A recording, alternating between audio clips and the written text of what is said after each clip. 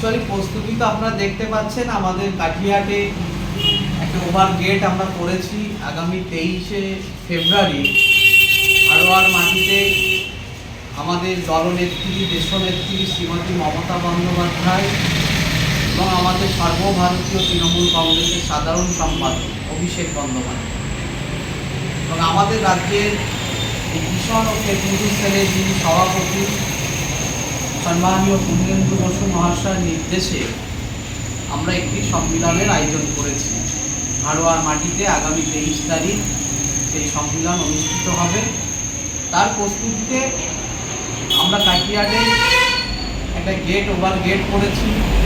বাদুড়িয়া ব্লকে 3টে ব্লক আছে, 3টে ব্লকেই ওভার গেট হয়েছে এবং বসিরহাট যে সাংগঠনিক জেলা, এই সাংগঠনিক জেলায় প্রত্যেকটা ব্লকে ওভার গেট প্রস্তুতি আমাদের চলছে। বিভিন্ন জায়গায় মিটিং চলছে যাতে আমাদের আগামী 23 তারিখে সম্মেলন কৃষকদের নিয়ে সেই সম্মেলন যাতে সাকসেসফুল হয়, সেই জন্য আমাদের এই প্রচার আগে থাকতে যে প্রচার আমরা শুরু করেছি। আমাদের লক্ষ্য একটাই, আমাদের নেত্রী শ্রীমতী মমতা বন্দ্যোপাধ্যায় তিনি একেবারে মাটি থেকে উঠে আসা একজন মানুষ। তিনি কৃষকদের জন্য এই রাজ্যে 2011 সালে ক্ষমতায় আসার পরে প্রচুর উন্নয়ন করেছে। শুধু কৃষকদের জন্য নয়, মানবিক মুখ্যমন্ত্রী এই রাজ্যে এমন কোনো উন্নয়ন নেই যে করেনি। আমাদের বাদুড়িয়ার জননেতা, আমাদের রাজনৈতিক অভিভাবক বুরহানুল মুকাদ্দম মিটন সাহেবের ব্যবস্থাপনায় আমি সভাপতি বটে, কিন্তু একেবারে তার সব রকম সহযোগিতা আমরা পাচ্ছি।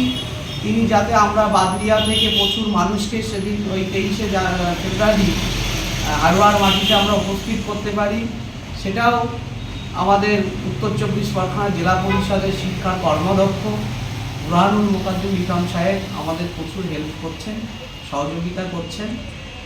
আমরা আগামী 23 তারিখ হাড়োয়ার মাটিতে ঠিক সকাল 10টার মধ্যে পৌঁছাবো এবং রাজ্য স্তরের অনেক নেতা নেতৃত্ব থাকবেন। আমরা একটাই বার্তা দিতে চাইব, কৃষক এই রাজ্যের ভিত্তি। কৃষক সংগঠনের মধ্য দিয়ে আমরা এগিয়ে নিয়ে যেতে চাই আমাদের দলকে। আগামী 23 তারিখ আমরা সেই বার্তা হাড়োয়ার মাটি থেকে সারা বাংলার মানুষকে দিতে চাই। কৃষকরা মমতা বন্দ্যোপাধ্যায়ের